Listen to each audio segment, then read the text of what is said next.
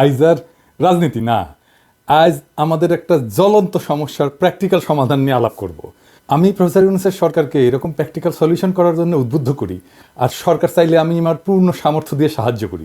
একটা দুইটা জায়গায় না, অসংখ্য জায়গায় পরামর্শ দিয়ে, ইনসাইট দিয়ে কাজ করছি, কিছু সাজেশন প্রকাশ্যেই দিছি, কিছু ব্যক্তিগতভাবে এর মধ্যে অনেক কিছু ইমপ্লিমেন্ট করা হয়েছে। জনগণ তার ভিজিবল ইম্প্যাক্ট দেখতে পাইছে। আমার মতো জায়গায় থেকে, যে কিনা সরকারের পার্ট না কিন্তু সরকারের বেসরকারি পার্টনার হিসেবে নিজেকে কনসিডার করে, আর যার সরকারের কাছে থেকে পাল্টা কোনো প্রত্যাশা নাই, শুধু দেশের ভালো হওয়া, দেশের মানুষের জন্য কল্যাণ করা হয় যদি কারো চাওয়া হয়, তাহলে সেটা খুব পজিটিভ হইতে পারে দেশের জন্য। আর আমার মনে হয় আমার এই ভূমিকাতেই থাকা উচিত। যাই হোক, আসেন আজকের আলোচনায় ঈদে বাড়ি যাওয়া নিয়ে। ঈদে বাড়ি যাওয়াটা আমাদের জাতীয় জীবনের একটা অতি আনন্দময় মুহূর্ত, কিন্তু সে আনন্দ আমাদের বিষাদে পরিণত হয় যাত্রার আয়োজন করতে গিয়া। পাওয়া যায় না টিকিট, পাওয়া গেলে উচ্চ মূল্য, হাইওয়ে হয়ে ওঠে মৃত্যুপুরী। ঈদে বাড়ি যাওয়াটা একটা কমপ্লিট মেস হয়ে যায়। এইটাকে আমরা কিভাবে একটা সুপরিকল্পনা করে আনন্দময় এবং নিরাপদ করে তুলতে পারি, সেটা নিয়ে আমরা আজকে দেখাই দেবো একদম প্র্যাকটিক্যাল সলিউশন দিয়া, একটা সেক্টরে, রেল দিয়া। কারণ হচ্ছে যে আমাদের বড় ভাই ফাইজুল ভাই এখন রেল উপদেষ্টা, ওনারা বললাম যে ফাইজুল ভাই আমি একটা পরিকল্পনা করছি রেল নিয়ে কিভাবে ঈদে বাড়ি যাওয়াকে আরো এফিসিয়েন্ট করা যায়। ফাইজুল ভাই সব আইডিয়া আগ্রহ নিয়ে শোনেন, উনি উৎসাহ দেন এবং অতি উদ্যমী মানুষ। উনি সন্দীপে ছিলেন আজকে, তো বললেন যে রেলের ডিজি আপনার সাথে এটা নিয়ে আলাপ করবে। ডিজির সাথে আলাপ হয়েছে, ডিজিও খুব উৎসাহী এবং উদ্যমী লোক, খুবই আগ্রহের সাথে শুনলেন। এই এপিসোড প্রচার হওয়ার আগেই তিনি কাজ শুরু করে দিবেন, কারণ পুরো পরিকল্পনাটা উনি খুব পছন্দ করছেন। যাই হোক, যেটা আজকে শুনতে যাচ্ছেন সেটা বাস্তবায়িত হইতে যাইতেছে। পুরোটা বাস্তবায়িত না হলে বড় অংশ বাস্তবায়ন করবেন তিনি, আমি পূর্ণ সাহায্য করবো ওনাকে। কিন্তু সবাই রে এই পরিকল্পনাটা কয়ে দিই, ডিজি সাহেবের সাথে আরো খুঁটিনাটি বিষয় নিয়ে কথা বলতেই হবে। পুরা ঈদ টাইমে এই কাজে আমি নিজেকে ডেডিকেট করবো, আমার টিম নিয়ে। আমার দর্শকদের মোটা দাগে কি পরিকল্পনা সেটা বলে দেওয়া যাবে।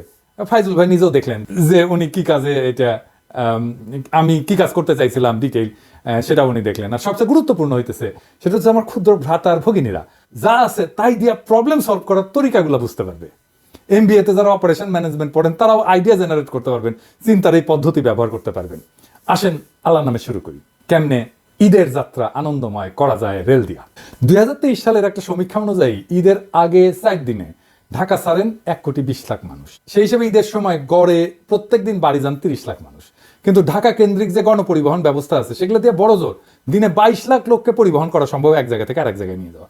ঈদের আগের কয়েকদিন প্রত্যেক দিন গড়ে প্রায় 8 লাখ মানুষ বাসে, মিনি বাসে, 1,05,000 মানুষ ট্রেনে বসে এবং দাঁড়ায়, 1.25 লাখ মানুষ লঞ্চে যাতায়াত করেন।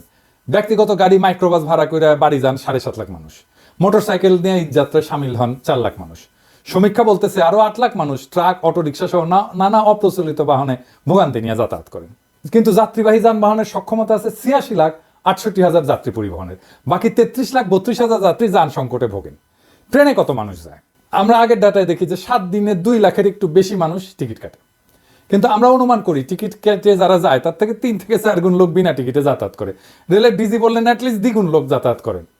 তার মানে 6 থেকে 8 লাখ লোক ট্রেনে ট্রাভেল করে এই ঈদের সময়। এই ট্রেন ট্রাভেলকে আমরা কিভাবে এফিসিয়েন্ট বা অপটিমাইজ করতে পারি? এফিসিয়েন্সি মানে হচ্ছে আমার যা আছে তাই দিয়ে বেশি ফল আনবো অন্যভাবে কইরা। এখন দেখি আমরা ঢাকা চট্টগ্রাম রুট নিয়ে একটা পরিকল্পনার কথা আলাপ করি, যে পরিকল্পনাটা করা হয়েছে, মানে একটা উদাহরণ হিসাবে আর কি। এটা সব রুটে করা যায়, কিন্তু আজকে আমরা দেখবো ঢাকা চিটাগাং রুটের আলাপ। বর্তমান মডেলটা কি? সেটা হইতেছে ঢাকা থেকে একটা ট্রেন চট্টগ্রাম যায় আন্তনগর, সব স্টেশনে না থেমে নির্দিষ্ট বড় স্টেশনগুলোতে থামে। ট্রেনটা পৌঁছাতে সময় লাগে 6 থেকে 7 ঘন্টা এক এক দিকে, মানে যাইতে 6 থেকে 7 ঘন্টা, আসতে 6 থেকে 7 ঘন্টা। সেই ট্রেন আবার ফিরে আসে, ফলে এক ট্রেন দিনে একবার মাত্র যাতায়াত করা সম্ভব। একটা ট্রেনে যায় 700-র মতো যাত্রী একদিকে, ফেরত আসার সময় অনেক কম যাত্রী থাকে ঈদের সময়। তার মানে আমরা চিটাগাংয়ে পৌঁছে দিতে পারি 700 যাত্রী একটা আন্তনগর ট্রেন ব্যবহার করে। আমরা আমাদের যাত্রীদেরকে 2 ভাগে ভাগ করে তাদের 2 ধরনের ট্রান্সপোর্টের অপশন দেব। একটা অপশনে অবশ্যই আন্তনগর থাকবে। এইখানে সিনিয়র সিটিজেন যাদের বয়স 40-এর উপরে তারা টিকিট পাবেন আগে প্রথমে। যাদের শিশু আছে, বিবাহিত মহিলা আছেন, পরিবার নিয়ে সফর করতে চান, বড় লাগেজ আছে, আমরা তাদেরকে আন্তনগর দিয়ে নিয়ে যাব, তাদেরকে আগে টিকিট দেবো। এর বাইরেও যারা যাইতেছেন তাদেরকেও দেবো। তবে আমাদের আর একটা অংশ আছে যারা ছাত্র, সিঙ্গেল, কম বয়স, 40-এর নিচে বয়স, লাগেজ কম, একটা ব্যাগ নিয়ে চলে যায়, আমরা তাদের আলাদা ট্রান্সপোর্ট সার্ভিস দেবো। এরাও কিন্তু এখন আন্তনগর ইউজ করে যায়, এরা যাত্রীর একটা বড় অংশ। তো তাদেরকে আমরা যে বিকল্প ব্যবস্থা দেবো সেটাকে আমরা বলবো শাটল রুট চেইন। এটা কি? ধরেন ঢাকা থেকে চট্টগ্রাম পর্যন্ত যেতে 2 বার ট্রেন বদল করতে হবে। এই শাটল রুট ট্রেনে ঢাকা থেকে যাত্রা শুরু করবে, কুমিল্লা যাবে, কুমিল্লায় যাত্রী নামাই দিয়ে ঢাকায় ফিরে যাবে ওই শাটল ট্রেন। যাত্রীরা কুমিল্লা থেকে আর এক ট্রেনে উঠবে, ফেনী পর্যন্ত যাবে, ফেনীতে যাত্রী নামায় দিয়া এটা কুমিল্লায় ফিরে আসবে। ফেনী থেকে যে ট্রেন যাবে ফাইনাল ডেস্টিনেশনে চট্টগ্রামে, 2বার ট্রেন চেঞ্জ করতে হবে। তাইলে এইভাবে 3টা ট্রেন দিয়ে কম করে হলো 8 থেকে 9টা ট্রিপ দেওয়া যাবে প্রত্যেক দিন। তার মানে আমরা প্রায় 6000 যাত্রীকে চিটাগাং পৌঁছে দিতে পারবো। এই ট্রেনগুলোকে যদি আমরা আন্তনগর হিসেবে চালাইতাম তাহলে ম্যাক্সিমাম 2100 যাত্রীকে চিটাগাং পৌঁছে দিতে পারতাম। তার মানে 3 গুণ যাত্রী বেশি পরিবহন করা সম্ভব যদি এই শাটল রুট চেইন যেটা আমি বললাম সেইভাবে ব্যবহার করা হয়, একই রিসোর্স ইউজ করে। ভাড়া হবে আন্তনগরের অর্ধেক এইখানে শাটল রুট চেইনে, কিন্তু এইখানে ট্রেন বদলাইতে হবে। তো শুধু দাম কম এই জন্য কি ট্রেন বদলাইতে রাজি হবে, এনাফ ইনসেন্টিভ হবে? হয়তো হবে না, এটাকে প্যারা মনে করতে পারে কেউ। সেই জন্য আমরা এই সার্ভিসের সাথে আরেকটা অতিরিক্ত সুবিধা দেবো, প্রত্যেকটা স্টপেজে, ট্রেনের স্টপেজে বাস সার্ভিস ইন্টিগ্রেটেড হবে। মানে ধরেন আপনি ঢাকায় নামলেন, আপনি স্টেশন থেকে নেমে গাজীপুর, সাভার, নারায়ণগঞ্জ এই 3টা ডেস্টিনেশন যেতে পারবেন, একই টিকিট, নতুন টিকিট কাটতে হবে না। আপনি স্টেশন থেকে বা অনলাইনে যে টিকিট কাটছেন ট্রেনের, সেখান থেকে বলতে পারবেন আপনি এই জায়গা থেকে গাজীপুর যাবেন, স্টেশনের সামনে বাস দাঁড়ানো থাকবে, ট্রেন থেকে নামার 20 থেকে 25 মিনিট পর বাসগুলো ছেড়ে যাবে গন্তব্যে। ভলান্টিয়াররা যাত্রীদেরকে বাস পর্যন্ত পৌঁছে দেবে, ট্রেন থেকে ডাকবে যাত্রীদেরকে, সাভার এদিকে এদিকে এদিকে, নারায়ণগঞ্জ এদিকে এদিকে এদিকে, গাজীপুর এদিকে এদিকে এদিকে, প্ল্যাকার্ড হাতে দাঁড়ায় থাকবে, ডেস্টিনেশনের নাম লেখা। ভলান্টিয়াররা ছাত্রদেরকে নিতে পারি, স্কাউটদের নিতে পারি, তাদের আমরা খরচা দেবো, টাকা দেবো।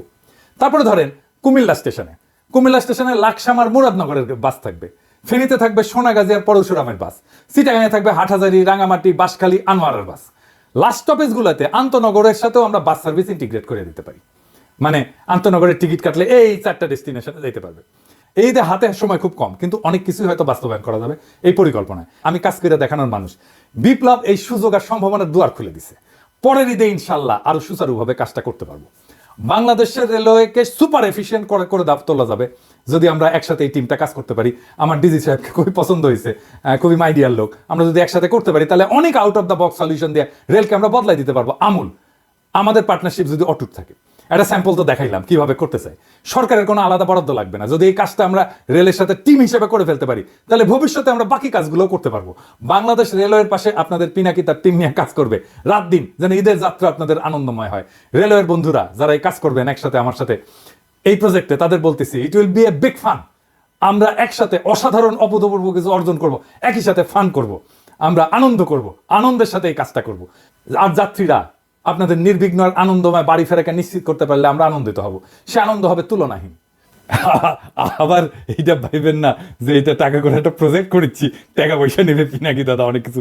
না না না, আমি বা আমার টিম এটার সাথে কোনো আর্থিক সংশ্লেষ নাই বা টাকা পয়সা দেবে না আমাদেরকে সরকার কোনো। এটা সম্পূর্ণ স্বেচ্ছাশ্রম, আমাদের ভলান্টারি ওয়ার্ক বাংলাদেশ সরকারের জন্য, বাংলাদেশ রেলের জন্য কমপ্লিটলি ভলান্টারি ওয়ার্ক। এটা পরিষ্কার করে দেওয়া ভালো। আমার তো শত্রুর অভাব নাই, কখন আবার কে বইলা বসে যে রেলের সাথে ব্যবসা করিচ্ছে পিনাকি। জি না ভাই, একটা পয়সাও আমরা নিচ্ছি না, আমার টিম নেবে না। আমার সাথে যারা কাজ করবে, বেসরকারি পার্টনার যারা, তারা কেউই এই প্রজেক্ট থেকে কোনো পয়সা নেবে না। বা বাংলাদেশ সরকারের সাথে যত কাজই আমরা করি না কেন, কোনোটার সাথেই আমাদের কোনো আর্থিক সংশ্লেষ নেই। আমরা কোথাও থেকে কোনো টাকা পয়সাও নেই না, চাইবও না, দিলেও আমরা নেব না। দেওয়ার আমার টাকা পয়সার দরকার নেই, দরকার দেশকে সাহায্য করা, শুধু এইটুকু। এটা বলে দেওয়ার দরকার ছিল, সেজন্যই বললাম। অন্য মন্ত্রণালয়কে বলি আপনাদের ভিজিবল কিছু অর্জন দেখাইতে হবে যা মানুষের জীবনকে স্পর্শ করবে। ঠিক যেভাবে মানুষ কম দামে খাদ্যপণ্য পাচ্ছে, এটা আপনাদের দেখাই নাই। কত অল্প টাকায় কত পণ্য, খাদ্যপণ্য আপনারা কিনতে পারেন, এইটা সাহেব দেখান একে একে। এটা কয় টাকা আসবে? 15 টাকা।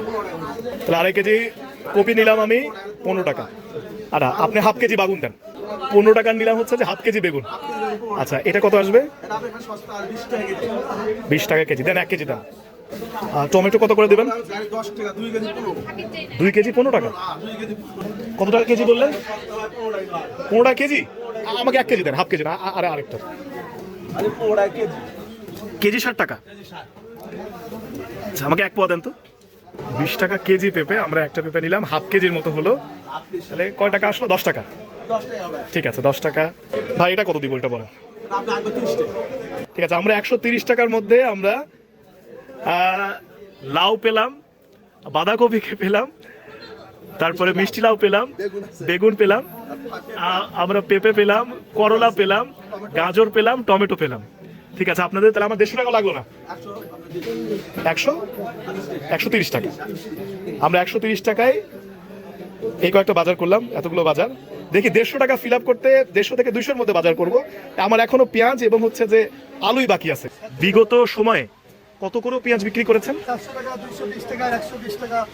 আপনি এটা হলো 25 সাল 24 সাল থেকে ওই দাম দিচ্ছি। এই বছরে মানে 5 থেকে করতে বাজার একটু কম। কত টাকা দিতে হচ্ছে? 35 টাকা। আমাদের তাহলে এখানে হচ্ছে 35 1 কেজি পেঁয়াজ কিনেছে, আর ওইদিকে ছিল কাঁচা বাজারে 130। তাহলে কত হলো ভাই? 165। 165। তাহলে এখনো কাঁচা মরিচ আর আলু বাকি আছে। কত করে কেজি যাচ্ছে ভাই? কেজি 40। ঠিক আছে, আমি যেহেতু কাঁচা মরিচ নষ্ট হয়ে যায় আমাকে 1 পোয়া দেন। 1 পোয়া কত আসতেছে ভাই? 10 টাকা। ওইদিকে 165 আর এইদিকে হলো 10 টাকা, 175 টাকা। আলু এটা কত? এটা আপনার 20 টাকা কেজি, 100 টাকা পাল্লা। 100 টাকা পাল্লা, মানে 5 কেজি 100 টাকা। আর 20 টাকা হচ্ছে কেজি। আচ্ছা, আর এই যে আমাদের বগুড়ার, এটাকে আমরা বলছি ফাটা পাকড়ি আলু। এই পাকড়ি আলু কত ভাই? 120 টাকা, 24 টাকা কেজি। 24 টাকা কেজি। 24 টাকা। ওইদিকে তাহলে 175 আর 24। আমার বাজার শেষ। আমার মোট হিসেবে দাঁড়ালো 199 টাকা, তাই না ভাই? 199 টাকায় আমি কাঁচা তরকারি, পেঁয়াজ, লাউ, কাঁচামরিচ এবং শেষে হচ্ছে যে আমি ফাটা পাকড়ি আলু নিলাম। আমার এখনো 1 টাকা বাকি থাকে। আসসালামু আলাইকুম, কেমন আছেন? আপনি মনে হয় কাঁচা বাজার করলেন? হ্যাঁ। আচ্ছা, কিরকম দেখছেন বাজার দর কিরকম দেখছেন? এইবার অনেক কম। আচ্ছা গত বছর এই টাইমে তো 80-90 টাকা খাইছি, আচ্ছা। আর এখন ওটা 30-35 টাকা সর্বোচ্চ ভালো। 100 টাকা দিয়ে 3 কেজি পাওয়া যাচ্ছে, 120-40 টাকা দিয়ে 1 কেজি পাওয়া যাইতো সেই সময়। তাহলে এখন বোঝেন। আপনাকে অসংখ্য ধন্যবাদ। আসসালামু আলাইকুম। ওয়ালাইকুম আসসালাম। আমার রাজাবাজার সভাপতি হিসেবে অনুমতি যেতে হবে সেটা এই বছর সাধারণ জনগণ যেটা ক্রয় করতে পারছে সেটা বিগত 10 বছরেও হয়তো বাজারটা এত কম যায়নি। ধরেন যে এখন টমেটো 5 টাকা কেজি, আলু 20-22 টাকা কেজি, বাগুন 20 থেকে 30 টাকা কেজি। এরকমভাবে প্রতিটা দ্রব্যমূল্য বিগত 10 বছরে সে বছর আমরা কম, এবং সাধারণ জনগণও বর্তমান যে সরকার আছে 36 জুলাই বিপ্লবের যে পরবর্তী যে সরকার তার উপর সবাই মোটামুটি সন্তুষ্ট, বিশেষ করে দ্রব্যমূল্য কমার কারণে সবাই সন্তুষ্ট। এবছর যেটা হচ্ছে সেটা হচ্ছে যে পেঁয়াজের এবার বাংলাদেশে প্রচুর পরিমাণে ফলন হয়েছে 1 নম্বর, এবং সিন্ডিকেটটা নাই, যার কারণে পেঁয়াজের দামও কম। আশা করতেছি এবার বাজার অতীতে কয়েক বছরের চেয়ে এবার অনেক কম। এখন বর্তমান বাজার 22 থেকে 23 টাকা বাজার যাচ্ছে পেঁয়াজের বাজার, যেটা বিগত 25 বছরেও এই সময় এই বাজারটা যায়নি। এটা শুধু বিগত কয়েকদিনের নয়, বিগত কয়েক বছরের তুলনায় এবার অনেক ভালো এবং খুব স্বস্তিমূলক একটা বাজারের পরিস্থিতি, খুব স্বস্তি। আমরা অল্প টাকায় অনেক ভালো বাজার করতে পারছি। আপনার বাজার কিরকম মনে হচ্ছে এইবার গতবারের তুলনায়? আপনার তো যথেষ্ট বয়স হয়েছে, আপনি আমাদের চেয়ে অনেক সিনিয়র মানুষ।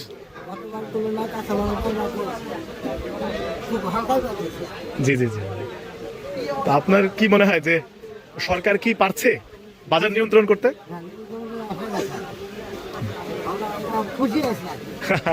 দেখলেন তো খাদ্যপণ্যের বাজার, এইটা মানুষ ফিল করে। এবার ব্যবসায়ীরা বলেন, আপনারা কি এখন এলসি খুলতে পারতেছেন? ডলার নাই এই কথা বলে হাসিনার আমলের মতো ব্যাংকে ফিরাই দিচ্ছে, আপনাকে দিচ্ছে না। কি ভয়াবহ অবস্থা পড়ছিলেন না হাসিনার আমলে? মাত্র 7 মাসে এই অর্জন সম্ভব হয়েছে। এই জন্য তো অর্থ মন্ত্রণালয়কে ধন্যবাদ দিতে হবে, অর্থ উপদেষ্টাকে ধন্যবাদ দিতে হবে, তাই না? সম্ভব, সবকিছু সম্ভব যদি ইচ্ছা থাকে, পরিকল্পনায় যদি থাকে মানুষের কথা, আর কাজে যদি থাকে নিষ্ঠা, তাহলে যে কোনো দুর্বিষহ পরিস্থিতিকেও রূপ দেওয়া যায় স্বস্তির যাত্রায়। ঈদে বাড়ি ফেরা আমাদের জীবনের সবচেয়ে আবেগী মুহূর্তগুলোর একটা। এই আবেগের যাত্রা যেন আর মৃত্যুর শঙ্কা না হয়, হতাশার যেন যাত্রা না হয়, আর যেন না হয় টিকেটের হতাশা। এই লক্ষ্যেই আজকের আমাদের প্রয়াস। আমরা দেখলাম কিভাবে সীমিত রিসোর্স দিয়ে অসংখ্য মানুষের যাত্রা সহজ, সাশ্রয়ী আর নিরাপদ করা সম্ভব। শুধু আন্তনগর ট্রেন না, শাটল রুট চেইন, এই নামের যে নতুন সম্ভাবনার দ্বার আজকে উন্মোচিত হইল, যেখানে গতি, স্বস্তি আর সংযুক্তি মিলেমিশে এক নতুন ট্রান্সপোর্ট মডেল গড়ে উঠতে পারে। এটা কেবল একটা পরিকল্পনা না, এটা হচ্ছে এক ধরনের নাগরিক দায়িত্ববোধের বাস্তব অনুশীলন। সরকার, রেল কর্তৃপক্ষ এবং জনগণের অংশগ্রহণের মাধ্যমে এটা হয়ে উঠতে পারে এক যুগান্তকারী উদাহরণ, যেখানে উন্নয়ন হবে সবার হাত ধরে, আর আনন্দ ছড়ায় যাবে শহর থেকে গ্রামে, স্টেশন থেকে বাড়ির দোরগোড়ায়। আমরা আশাবাদী, আমরা প্রস্তুত। এখন প্রয়োজন একটুখানি সাহস, একটুখানি সমন্বয়, আর বাকিটা হয়ে যাবে ইতিহাস। চলেন এই ঈদে বদলাই দৃশ্যপট, বদলাই যাত্রার গল্প, বদলাই বাংলাদেশের রেলওয়ের ভবিষ্যৎ। এই গল্প বদলের শুরু সেই জুলাইয়ে, সেই মহেন্দ্রক্ষণে জাতি যখন এক প্রাণ হয়ে জেগে উঠছিল। সেই জুলাইয়ের প্রেরণায় আমরা দেশকে নক্ষত্রের দিকে উড়াই নিয়ে যাব একসাথে। ইনকিলাব জিন্দাবাদ।